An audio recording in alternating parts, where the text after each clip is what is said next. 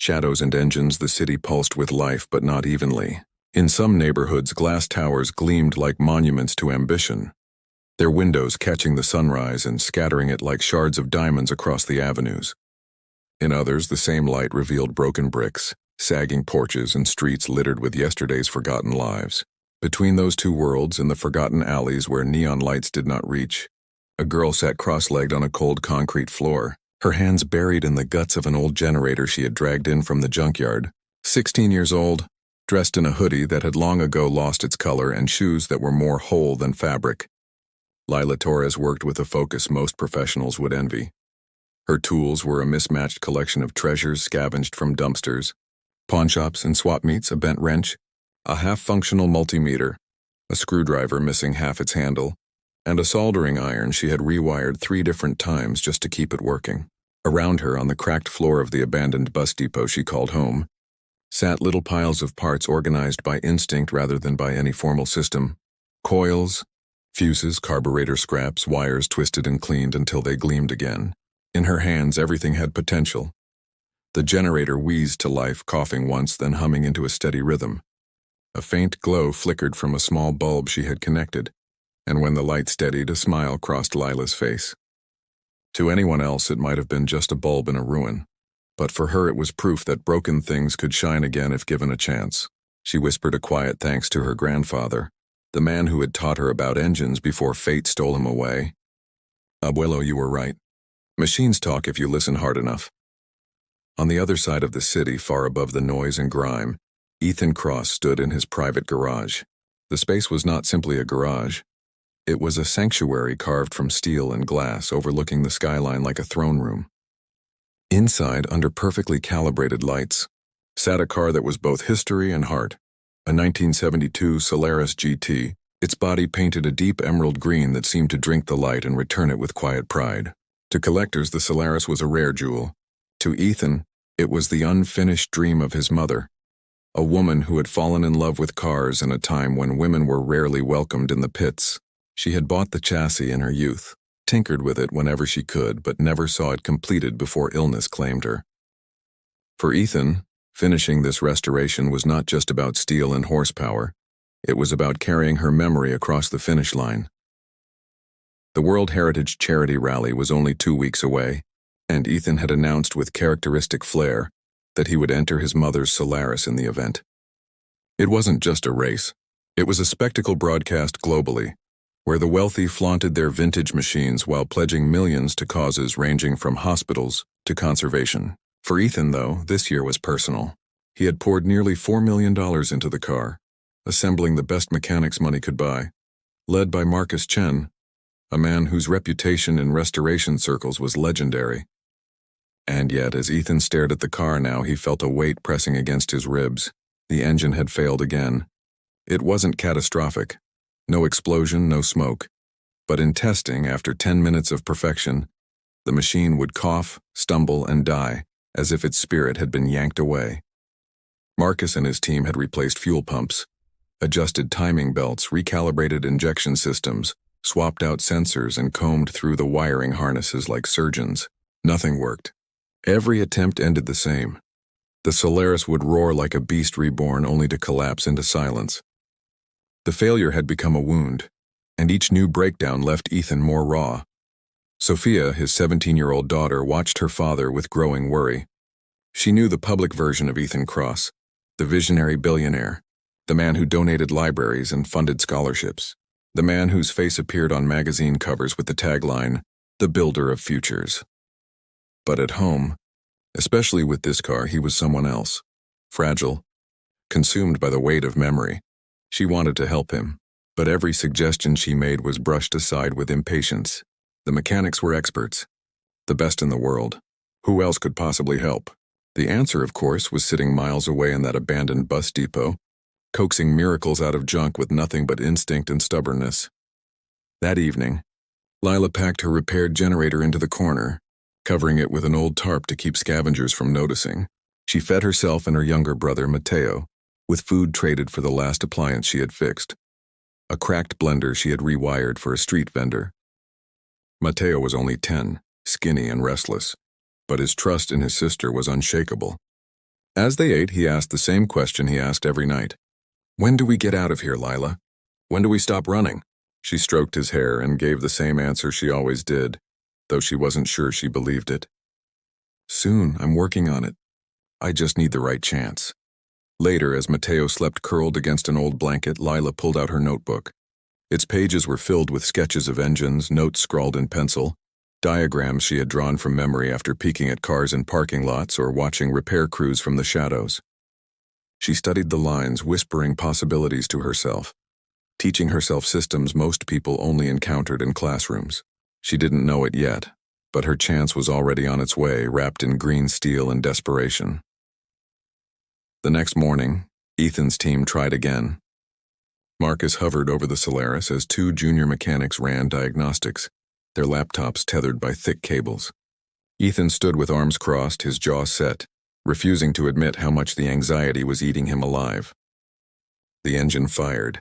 For a few glorious minutes, the garage filled with the thunderous purr that made the walls tremble. Ethan allowed himself to breathe. Then, like a cruel trick, the rhythm faltered. The engine coughed twice, sputtered, and died. Silence. Marcus swore under his breath. The younger mechanics looked at their feet. Ethan's face hardened. "Why can't you fix it?" His voice wasn't raised, but the sharpness in it made the room colder. "We've tried everything, sir," Marcus admitted reluctantly. "Fuel delivery, ignition, electronics. The problem doesn't make sense. Every system tests clean. Machines don't fail without reason," Ethan snapped. "Find it." But he left the garage before Marcus could respond. News of the Solaris's failures had begun to trickle into the press. Investors whispered about Cross's vanity project. Rivals laughed in boardrooms.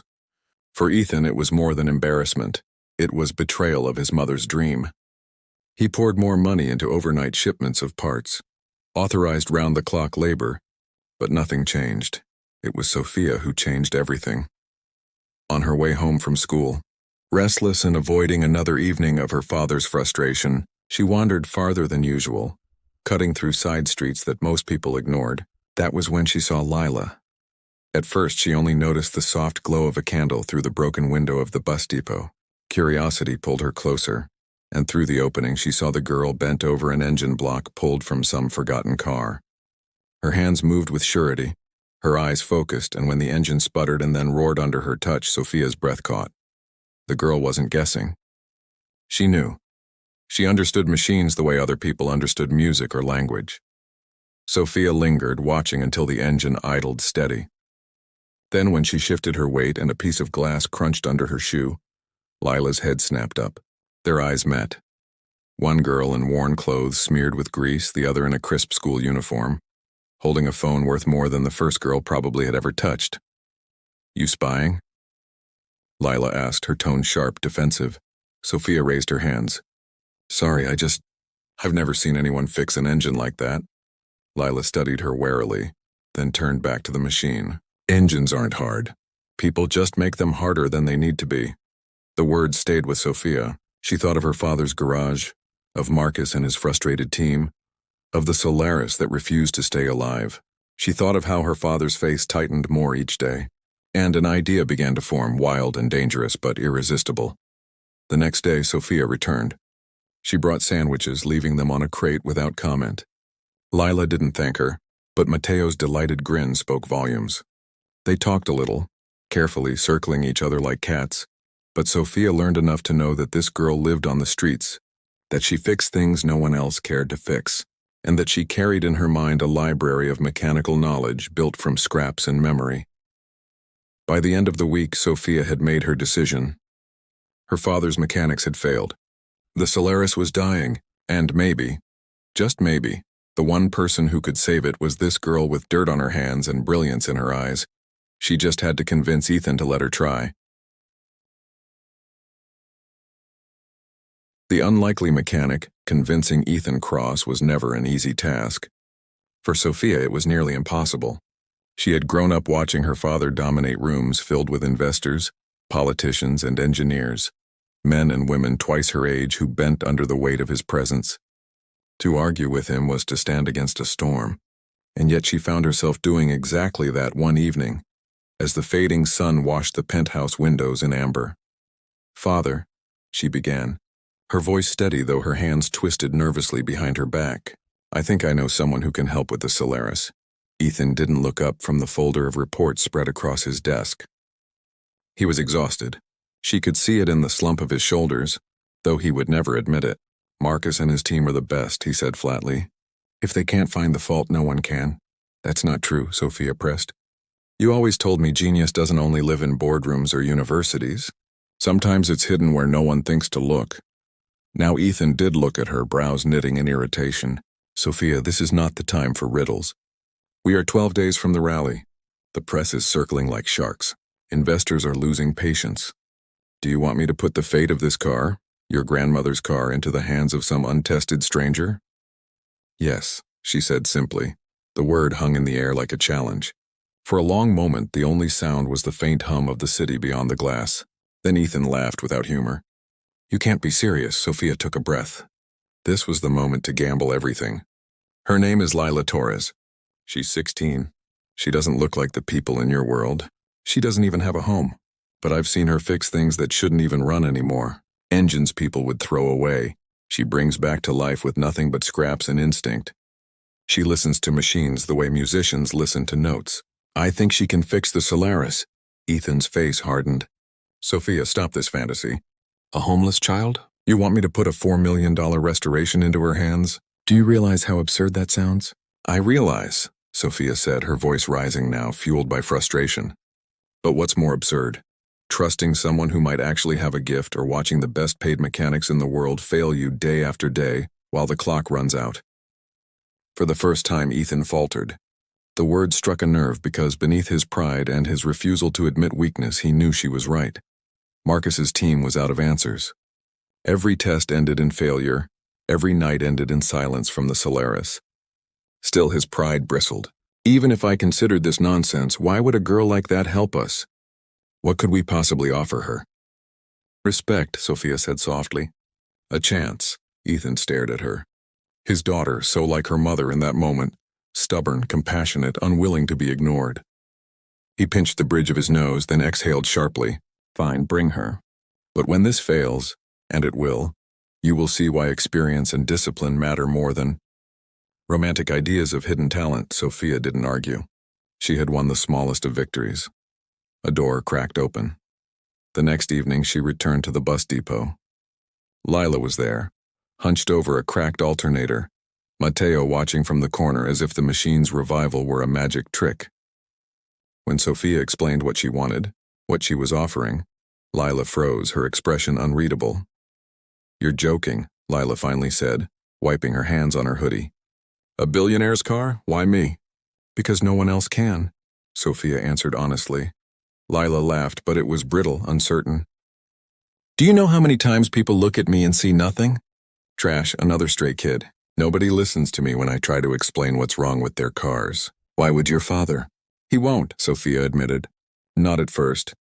But if you touch that car, if you just listen to it, I know you'll hear what they can't."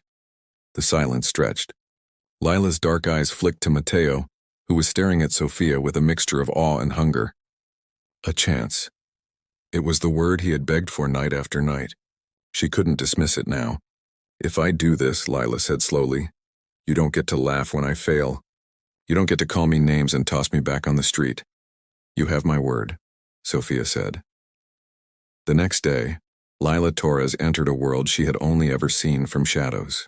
The Cross Estate was an expanse of glass, steel, and manicured gardens, guarded by security that eyed her with thinly veiled suspicion. Her hoodie and worn sneakers looked like insults against the marble floors and chrome accents.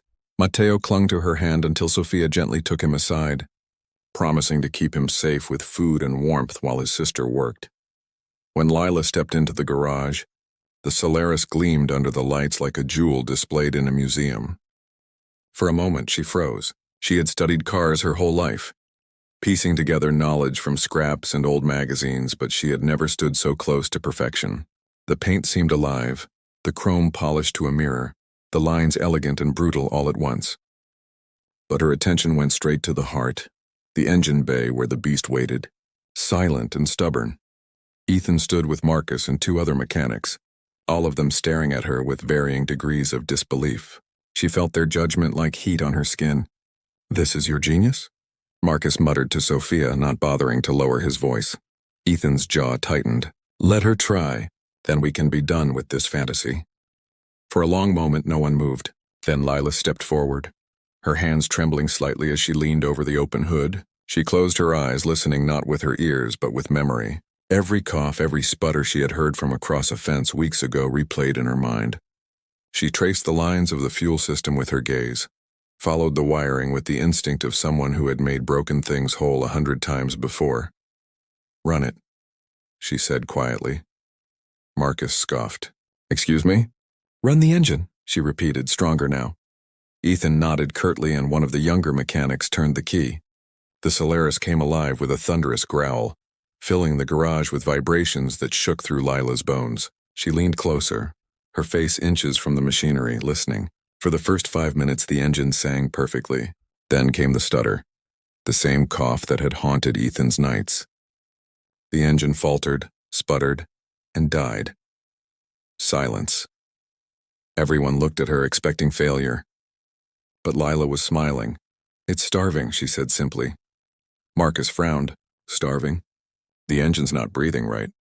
Fuel's there, sparks there, but after a few minutes, pressure builds where it shouldn't. The return valve's wrong, it's not venting properly. You're flooding the injectors without knowing it. She pointed to a section of the system that Marcus and his team had rebuilt 3 times. You've got the right part, but it's installed like it belongs to a different model. That's why the diagnostics are clean. The computer doesn't know it's choking itself. The room was silent. Marcus's face reddened, his pride wounded. Ethan's eyes narrowed, torn between skepticism and a flicker of hope. You're certain? He asked. Lila met his gaze without flinching. Engines don't lie. People just don't always know how to listen. For the first time in weeks, Ethan felt something stir in his chest that wasn't frustration. Possibility. Still, he couldn't give her victory so easily. Then prove it. Fix it. You have 2 hours. Lila pulled her backpack onto the floor. She didn't have pristine tools or high-tech scanners. She had her battered wrench, her salvaged screwdrivers, her hands. But as she set to work, the mechanics who had mocked her fell silent. She moved with confidence, unfastening clamps, rerouting connections, replacing a small section of tubing with one she cut and shaped herself. She didn't just repair, she corrected, adapting the machine's logic to what it was meant to be rather than what the manuals insisted. 2 hours later, sweat streaked her face, grease coated her fingers, and the Solaris stood ready. She nodded once. Try it now. The engine roared to life again. This time the minutes passed with no falter. 5 minutes. 10. 15. The sound grew smoother, steadier, as if the machine itself were relieved to finally breathe. By the half-hour mark, Marcus was staring wide-eyed. By 40 minutes, Ethan's hand was trembling where it rested on the railing. When the hour closed with the Solaris still singing strong, Lila stepped back. Told you. It was hungry. For the first time in his life, Ethan Cross didn't know what to say. Ghosts of the past. For 2 hours after the Solaris purred without falter, the garage was silent except for the rhythmic growl of the engine. The men who had doubted her shifted uncomfortably, their faces a blend of disbelief and reluctant awe, but none dared speak. It was as though the car itself had declared allegiance to Lila Torres, and no amount of skepticism could drown out the proof echoing in their ears. When Ethan finally raised a hand and signaled for the engine to be shut down, the sudden silence was deafening, like the hush after a storm. He approached slowly, his polished shoes clicking against the marble floor, his eyes fixed on the young girl standing with grease-smeared hands and dirt-stained clothes. Up close, she looked even younger, her cheeks hollow from years of hunger, her shoulders too small for the weight she carried. And yet there was no hesitation in her posture, no meekness in her gaze. She looked at him as though they were equals standing on sacred ground, both servants of the machine that had just proven her right. You did what trained professionals could not, Ethan said, his tone calm but edged with tension. How? Lila wiped her hands on her hoodie and shrugged, though her eyes still glittered with defiance. Because I listened. Everyone here treated this car like a trophy, like something to polish and admire. But an engine isn't glass. It's alive. It tells you when it's choking, when it's tired, when it's angry. You just have to pay attention instead of forcing it to behave by the book. The mechanics bristled, Marcus most of all. His pride was a raw wound, and the sting of being outshined by a homeless teenager burned hotter than any insult. He stepped forward, his voice clipped. You were lucky, that's all. Blind luck. Engines don't speak. Science does. Training does. Don't mistake a fluke for genius. Lila's jaw tightened, and for a moment, Ethan thought she would lash back. But instead, she lifted her chin. If it was luck, then why couldn't you get lucky after weeks of trying? The words were simple, but they cut sharper than any blade. Marcus fell silent, his cheeks red with humiliation. Sophia, who had been watching from the corner with her heart in her throat, couldn't hide her smile. Pride for Lila swelled in her chest, not because she had proven everyone wrong, but because she had proven herself right in believing in her. Ethan held up a hand, cutting off any further argument. Enough. Whatever the explanation, the result is undeniable. The Solaris runs. That is what matters. He turned to Lila again, studying her like a puzzle he had yet to solve. But running today is not enough. The rally is more than a straight test. It is endurance, pressure, performance under fire. Can you guarantee this car will last? Lila crossed her arms, refusing to be cowed by the weight of his gaze. Engines don't make promises. People do. I can't swear nothing will ever go wrong, but I can tell you this. I'll take better care of this car than anyone else because I know what it feels like to be broken and left behind. The word struck deeper than Ethan expected. For a heartbeat, his mask of control slipped and something vulnerable flickered in his eyes. But he caught himself quickly, nodding once. Then you'll stay. You'll work with Marcus's team until the rally. Marcus opened his mouth to protest, but Ethan silenced him with a single look. Authority, earned over decades of leadership, hung in the air like iron. Marcus swallowed his anger, though his glare at Lila promised there would be trouble. That night, while others went home, Lila remained in the garage, her small backpack on the floor beside her, her fingers moving over the Solaris as though memorizing every inch. She spoke to it in whispers, words only the walls and the machine could hear. Sophia slipped in quietly, carrying 2 plates of food. You didn't have to stay, Sophia said, setting the plates down. I don't trust anyone else to listen to it, right? Lila replied. Her eyes softened when she saw the food, and for once, her guarded exterior cracked. She ate quickly, almost hungrily, but with a gratitude she didn't put into words. Sophia sat beside her, studying the way she touched the car, almost like it was alive. Where did you learn all this? Sophia asked gently. Lila's hands stilled on the engine. For a long time she said nothing. Then she leaned back against the wall, her eyes distant. My grandfather, he had a little shop. Nothing fancy. Just a one-room garage in a neighborhood where people brought cars they couldn't afford to take anywhere else. He used to tell me engines were like people. They breathe, they ache, they break down, and if you listen closely, they'll tell you what they need. I sat on a stool and watched him for hours. He let me turn bolts, clean tools, draw diagrams. By the time I was 10, I was fixing things myself. What happened?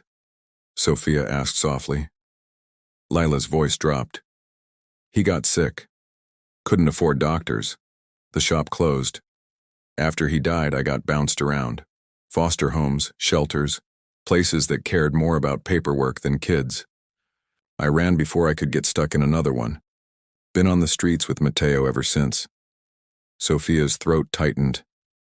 She had grown up in luxury, every need met before she could name it, and here was a girl her age who had fought for every scrap of survival. That's not fair, she whispered. Lila gave a humorless laugh. Life doesn't care about fair, but it taught me this. If you want something to work, you fix it yourself. No one else will do it for you. Sophia wanted to reach out, to take her hand, to promise she didn't have to do it alone anymore, but she held back, sensing that trust was a fragile thing with Lila. Instead, she simply said, Well, you're not alone with this car. Not anymore. For the first time, Lila allowed herself a small smile. The next day, Ethan faced his investors, in the boardroom on the 40th floor of Cross Industries. The skyline stretched endlessly behind him, but even that view couldn't hide the skepticism etched into the faces around the mahogany table. "You've spent millions already," Patricia Moore said, tapping her manicured nails against her tablet. "And what do you have to show for it? A car that dies in testing and a reputation being mocked in the press. Now I hear rumors you've brought in an unqualified child to fix it? Ethan, this borders on reckless." David Steinberg leaned forward, his expression sharp. "If this car fails at the rally, you don't just lose pride, you lose investor confidence. How long before the market sees you as a man chasing ghosts instead of building futures?" Ethan's jaw clenched. He wanted to roar at them, to throw them out of his boardroom, but he restrained himself. "You speak as though this is about vanity. It isn't. This car is legacy. It is a promise I intend to keep. And as for the girl, you may doubt her, but results don't lie. She fixed what none of your so-called experts could." The room erupted in murmurs, incredulous and derisive. Patricia's lips curled. "A street girl, with no education, no credentials?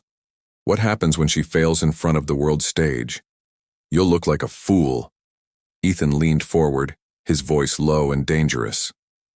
"If believing in someone who has nothing makes me a fool, then I'll wear the title proudly, but make no mistake. This car will run and it will win.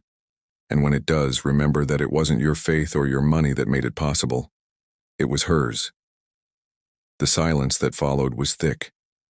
For the first time, the investors saw not just the billionaire, but the son of a woman who had dreamed of racing a Solaris decades ago, the boy who had grown into a man who refused to let her dream die. They didn't understand it, but they respected the steel in his voice enough to back down. Back in the garage, Lila worked day and night. She mapped every system, tested every line, tuned every adjustment until the Solaris responded like an extension of herself. Marcus watched with a simmering resentment, but even he couldn't deny the results. Each time she corrected something he had overlooked, his pride took another blow. He began to mutter about sabotage, about how maybe she had tampered just to make herself look brilliant, but Ethan ignored his bitterness. Deep down, he knew the truth. The car was alive because of her. Yet in quiet moments, when no one was watching, Ethan still battled with himself.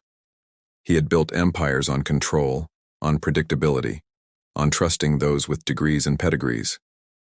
And here was a girl who defied all logic, who carried nothing but instinct and scars, who reminded him uncomfortably of the lesson he had buried long ago, that greatness does not always come packaged in privilege. Late one night he lingered, in the garage watching as Lila tightened a bolt and whispered something to the engine. He realized then what made her different. To her, the Solaris wasn't an investment or a trophy. It was family, and that, perhaps, was why it listened to her when it ignored everyone else. Sabotage in the shadows. The days leading up to the World Heritage Charity Rally passed in a blur of metal, sweat, and determination. The Solaris had transformed under Lila's touch. What once sputtered and stalled now roared with confidence, its every movement sharper, cleaner, alive. The mechanics who had once sneered at her began, grudgingly at first, to follow her instructions, and Marcus, though still seething, could no longer deny her command of the machine. Yet beneath the surface of progress lay currents of tension, unseen but growing stronger with each passing day, for not everyone was pleased with Ethan's decision to trust a homeless girl with the soul of his legacy. The night before the final inspection, the garage was quiet except for the echo of tools against steel. Lila had insisted on staying late, her small frame bent over the Solaris as though she were sculpting a masterpiece. Ethan had gone home hours earlier to prepare for the onslaught of press, but Sophia stayed behind, refusing to let her new friend carry the weight alone. Together they checked every bolt, every line, every connection. It wasn't just about the rally anymore. It was about proving to the world that faith in the unseen, the overlooked, was never wasted. But in the shadows, resentment brewed. Marcus had been humiliated more than once by Lila's brilliance, his pride stripped bare each time she found a flaw he had missed. He told himself it wasn't jealousy, it was justice. After all, what right did a girl from the streets have to outshine a man who had trained his whole life? What right did she have to be celebrated in front of investors, while he was reduced to a supporting role? The thought gnawed at him until it consumed him. As the hour grew late, when Sophia finally convinced Lila to take a break and step outside for some fresh air, Marcus saw his chance. His hands trembled slightly as he moved toward the Solaris. He told himself it was only to remind Ethan of the cost of trusting amateurs, only to prove that a machine as delicate as the Solaris could not be entrusted to a child. With a swift twist of his wrench, he loosened a critical connection in the fuel line, subtle enough not to be noticed until the car was pushed to its limits. He stepped back, heart pounding, the echo of betrayal ringing in his ears. For a fleeting second, guilt tried to claw its way into his conscience, but pride silenced it. When the car faltered, everyone would know the truth. Outside, Lila sat on the curb with Sophia, her head tilted back to the stars. The city lights dulled their brilliance, but she stared anyway, as though searching for something beyond reach. Sophia broke the silence first. "Do you ever think about what comes after this? After the rally?" Lila's expression hardened slightly, the wall of survival instinct rising again. "I don't plan that far. On the streets you don't. You think about the next meal, the next night, the next safe place to sleep. Planning ahead just sets you up for disappointment." "But what if you win?" Sophia pressed, her voice soft but insistent. "What if this changes everything? Wouldn't you want to dream again?" For a long moment, Lila said nothing. Then almost reluctantly, she admitted, "Sometimes I dream about having a place where I belong. Not a mansion, not riches, just a garage, tools, a space that's mine. Somewhere I don't have to look over my shoulder all the time." She glanced at Sophia and offered a faint smile. "But dreams don't fix engines. Hands do." Sophia reached out, gently brushing Lila's grease-stained fingers.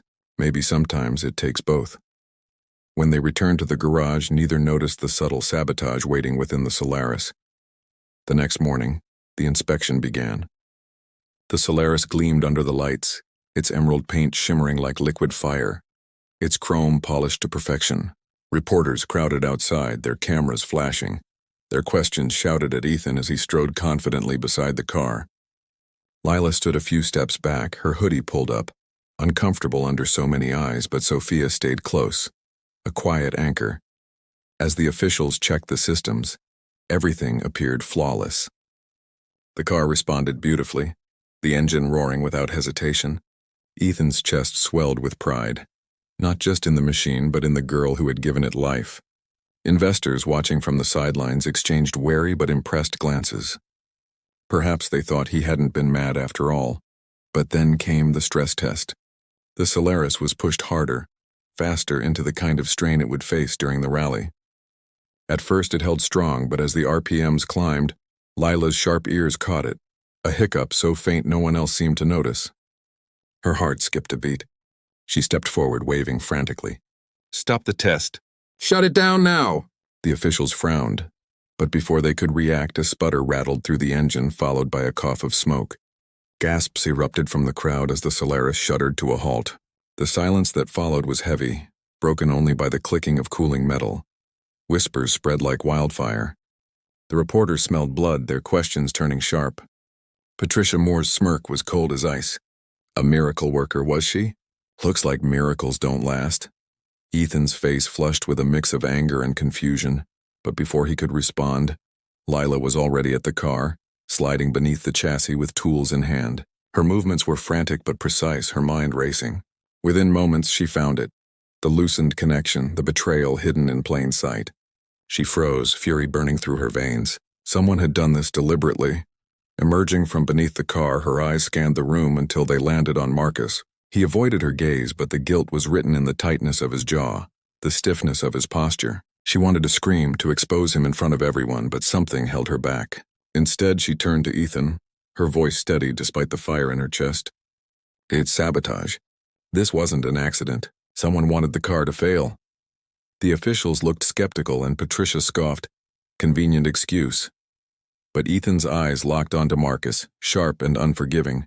Years of reading men, of knowing when loyalty had fractured, told him the truth without words.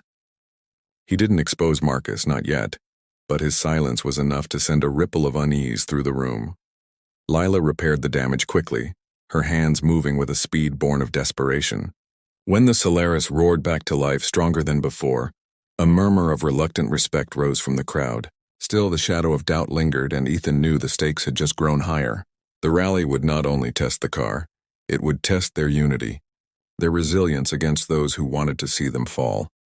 That night, after the chaos had settled, Ethan called Lila and Sophia into his study. The room was lined with shelves of leather-bound books and old photographs, a stark contrast to the grease and grit of the garage.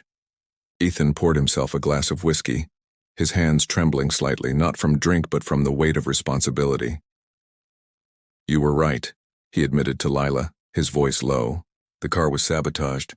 I don't need proof to know it. Someone close to me wants this to fail, and I fear this is only the beginning."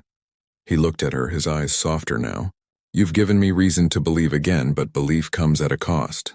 If you stay in this, you'll be a target. People will try to break you, just as they tried to break that car. Do you understand what you're stepping into?" Lila straightened, her chin high despite the exhaustion in her frame. "I've been a target my whole life. People already tried to break me. I'm still here. And I'm not walking away, not from this car, not from this chance." Sophia's hand found hers, squeezing tightly. "Then neither am I." For the first time in years, Ethan felt something stir within him, something beyond duty or pride. It was hope. Fragile, dangerous, but alive. He raised his glass slightly, not in toast, but in acknowledgement. "Then we fight together, no matter who tries to stop us." And so, with the rally only days away, their path was set. The Solaris was more than a car now. It was a symbol, a battleground where the overlooked and the powerful would collide. And in its heart, the spirit of a homeless girl burned brighter than steel.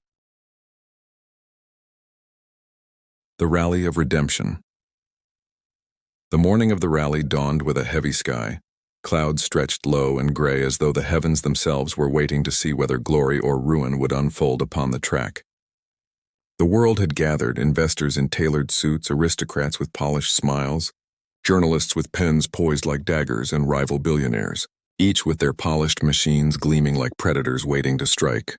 The Solaris sat among them, its emerald paint catching what little light filtered through the clouds, a quiet giant compared to the spectacle around it. Ethan stood tall beside the car, his suit crisp, but his eyes betrayed the storm within him. He had wagered not only his reputation, but his very legacy on this race, and the weight of it pressed hard against his chest. Yet when his gaze fell upon Lila, standing on the edge of the pit in her oil-stained hoodie with her backpack of scavenged tools, some of that weight lifted. Her presence was a reminder that this was not just about legacy. It was about truth, about unseen brilliance being allowed to shine. Reporters swarmed before the start, hurling questions like arrows. "Mr. Cross, do you believe your car is ready this time? Rumors suggest yesterday's sabotage was staged. Was it a publicity stunt? How much confidence do you place in this so-called street mechanic?" Ethan answered little, choosing instead to rest his hand upon the Solaris, the same way his mother once had when she spoke of driving it through the countryside decades earlier. "This car," he said firmly, his voice carrying over the crowd, "is more than steel. It is memory, it is family, it is perseverance. And today it will prove itself not because of money, but because of faith." The statement silenced even the most cynical for a moment, though Patricia Moore, standing in the corner, whispered to Steinberg with a smirk, "Faith doesn't cross finish lines." When the race began, engines thundered like beasts released from cages. The air vibrated with raw power as cars screamed forward, their drivers fierce with competition. The Solaris held its ground, Ethan at the wheel, his hands steady but his heart pounding. He was no professional racer, but he had practiced for weeks, pouring himself into mastering the machine as though reclaiming a piece of his father with every lap. Behind him, Sophia and Lila manned the pit, eyes glued to every detail. Lila's notebook lay open, filled with diagrams and calculations that only she could read. Every vibration, every sound from the car echoed in her head, and she felt each lap as though she herself were inside that cockpit. At first, the Solaris performed flawlessly, gliding through curves with grace, accelerating with a roar that silenced doubt. Ethan found himself exhilarated, almost forgetting the pressure, almost forgetting the cameras. But the rally was long and rivals ruthless. Midway through, a sleek crimson Veyron driven by Victor Alcott, one of Ethan's fiercest business competitors, cut close, too close, forcing Ethan onto the edge of the track. Gasps erupted from the stands as tires screamed against the asphalt. The Solaris wobbled but held, Ethan's grip like iron, his knuckles white against the wheel. "He's trying to push him out," Sophia cried from the pit. Lila's eyes narrowed, her jaw set. Let him try. The Solaris was built for more than just speed. It was built to endure. But trouble soon struck again. A sudden sputter jolted the engine on lap 17. So subtle most would have missed it, but not Lila. Her heart slammed against her ribs. She turned to the pit crew, barking orders like a commander in battle. "Get the diagnostics up! Check the airflow, check the pressure." The mechanics who once mocked her obeyed without hesitation. The reading flashed red. A blockage in the fuel injection system. Not sabotage this time, strain pure and simple. Sophia's voice trembled. "Can he make it?" Lila's hands clenched into fists, mind racing faster than the cars on the track. She had seconds to decide. Tell him to keep steady. No sudden surges. "I can fix it at the pit stop, but he has to bring it in clean." Ethan's earpiece crackled with her calm, unwavering voice. "Ease off the surges. Trust me. Bring her home to us." For a moment he closed his eyes, letting the sound of her words settle him. He had trusted countless engineers, advisors, mechanics in his lifetime, but never had trust felt so unshakable as it did with this girl who had nothing yet gave everything. He obeyed, nursing the Solaris carefully until he roared into the pit. Lila was already waiting, tools in hand, moving with a precision that stunned onlookers. She slid under the car, her body half vanishing, bolts and connectors flying in practiced rhythm. Reporters zoomed their cameras, broadcasting her grease-stained hands to millions watching live. "Who is she?" People whispered. "Where did she come from?" Sophia crouched beside her, handing tools before she even asked, their rhythm seamless. The clock ticked mercilessly, every second an eternity, but Lila's calm never cracked. With one final adjustment, she slammed the hood shut and shouted, "Go!" Ethan gunned the engine, the Solaris roaring back with renewed vigor, leaping from the pit like a beast reborn. The crowd erupted in thunderous applause, but for Lila there was no time to celebrate. Her chest heaved with exhaustion, yet her eyes never left the track. The final laps were a storm of competition. Alcott pushed harder. Other racers closed in, but Ethan, guided by both his mother's memory and Lila's faith, drove as though the car itself carried his family's heartbeat. The Solaris cut through the pack, lap by lap clawing its way toward the front. On the penultimate lap, it was neck and neck with Alcott, the crimson Veyron snarling beside the emerald Solaris. Engines roared, tires screamed, hearts pounded. Then came the last corner, a brutal curve where races were won or lost. Alcott swerved aggressively, aiming to force Ethan wide. For a breathless instant, it seemed over. The Solaris teetered, the crowd gasped, but Ethan remembered Lila's words. "Listen. The car tells you what it needs." He felt the subtle pull, the whisper of balance beneath the wheel, and instead of fighting, he flowed with it. The Solaris hugged the curve with impossible grace, slingshotting past the Veyron in a surge of emerald lightning. The finish line loomed, and with a final roar, the Solaris crossed first, triumphant. The stadium exploded into cheers. Cameras flashed like stars as Ethan slowed the car, his hands trembling now not from fear but from awe. In the pit, Sophia leapt into Lila's arms, both girls laughing and crying at once. Grease-stained hoodie pressed against silk. For the first time in her life, Lila felt what it meant to belong, not as a shadow, not as an outsider, but as the heart of something greater. When Ethan stepped from the Solaris, reporters swarmed, but he ignored them, walking straight to Lila. The crowd fell into hushed silence, watching the billionaire and the homeless girl face each other. Ethan's voice carried, strong and unwavering. "This victory does not belong to me. It belongs to her." He lifted Lila's hand high, grease and all, for the world to see. "This girl saved my car, my legacy, and reminded me of something I had forgotten, that greatness can come from anywhere, even from the streets." Especially from the streets, the crowd erupted again. But this time the cheers weren't just for the car, nor for the billionaire. They were for Lila. Across the world, viewers saw not just a race won, but a truth unveiled, that brilliance often lay where no one bothered to look. In the weeks that followed, Ethan kept his promise. He offered Lila not just money, not just recognition, but a future. Together, with Sophia's insistence, they built a foundation dedicated to training underprivileged youth in engineering and mechanics. a place where no talent would go unseen, no voice unheard. Lila, once a girl who hid in alleys and scavenged tools from dumpsters, now stood at the helm of workshops filled with children who saw in her what they had never seen in themselves: possibility. Yet for all the cameras and interviews, her greatest joy remained in the quiet moments late at night. When she returned to the garage where the Solaris rested, she would run her hand along its hood, whispering softly as though to an old friend, "We did it." And somewhere in the silence and the memory of engines and laughter, she could almost hear her grandfather's voice again. "Engines are like people, Nina. They'll tell you what they need if you just listen." The city that once overlooked her now knew her name. The billionaire who once nearly dismissed her now called her family. And the girl who once believed survival was her only future now carried within her the power to change countless lives. For sometimes the greatest races are not won on asphalt, but in the quiet battles of the human spirit. And so, the legend of the Solaris was not just the story of a car or a man's legacy, but of a homeless girl who refused to stay invisible, who believed enough to try and in doing so, taught the world to believe as well.